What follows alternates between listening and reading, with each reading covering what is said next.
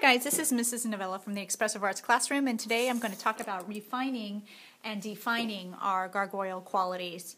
So by now you should have finished completing the required parts of your gargoyle. You have a pinch pot body, you have a head, you have 2 arms, 2 legs, and 2 wings.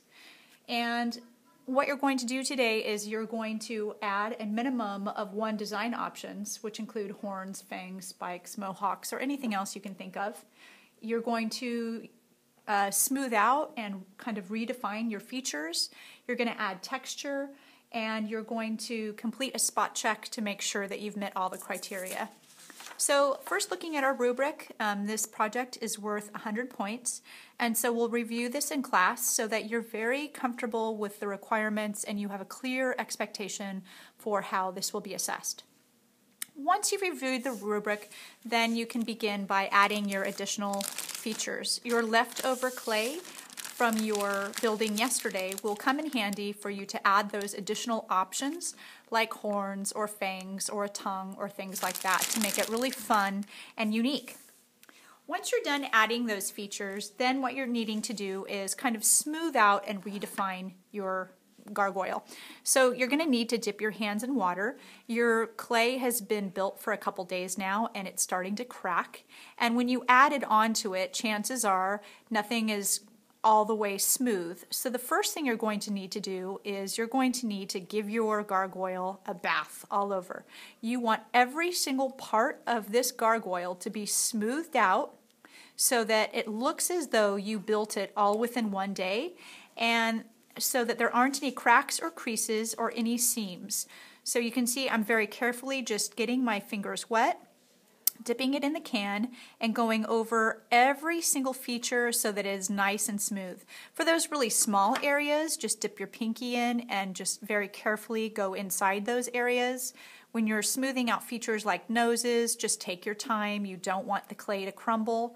But once you smooth it, it looks so much better than it did before. So that is your first step, is to give your gargoyle a bath and smooth out. Now you may think that the front is all that matters, but when you turn your gargoyle around, and I'll tilt this up so you can see it, you can see the back looks really bad. You really need to smooth out those seams, especially where you fused the wings together, and make sure that the tops and the sides and the back are all smooth and slick. Okay, so once you're done with that, what's nice about doing that is that it moistens your clay for you. So moving forward, when you're adding texture, it'll easily be achieved. Now, some tools for texture, you can use a spike, you can use a cutting tool, you can use this, but really what you want to do is you want to create realistic texture that takes on the appearance of whatever animal or human form you're taking. So at your table, you should have several different images that you can compare. You can see the lines within the wings. You can see creases where a neck bends. You can see wrinkles and dots and creases where eyes form.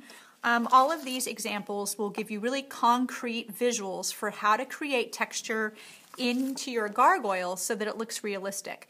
You can add these little teeth, you can add these lines, you can see that there's a different texture for the chest. And so what you would do for that, for instance, if you were going to add texture for the chest, you could use lines, you could use dots, but what you should do is kind of mix it up so that each feature is unique and stands out on its own. Now, as you're creating texture, when you are using the subtractive method, like pushing in, you are subtracting clay. And when you do that, there's residual clay that's going to come off on your point. You need to pull that off and make sure it doesn't stay. For instance, in the wings, when I created texture using the subtractive method, you can see that there are bits of pieces of clay that I need to carefully take out and remove. So creating texture using the subtractive method is simply carving into the clay. But when you carve into the clay, there are bits and pieces of the clay that want to stick that you need to take the time and remove. So creating texture is required. It's required on your wings. It's required on your gargoyle to create realistic fur or hair. If you're creating details like fingers, You're going to be using the subtractive method to create lines, and all of those subtractions have areas that you need to clean up.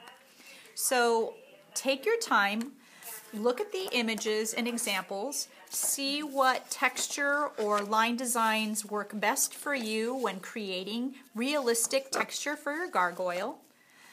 Smooth out your gargoyle first to moisten the surface and to smooth it out. Then use tools in the subtractive method to create texture.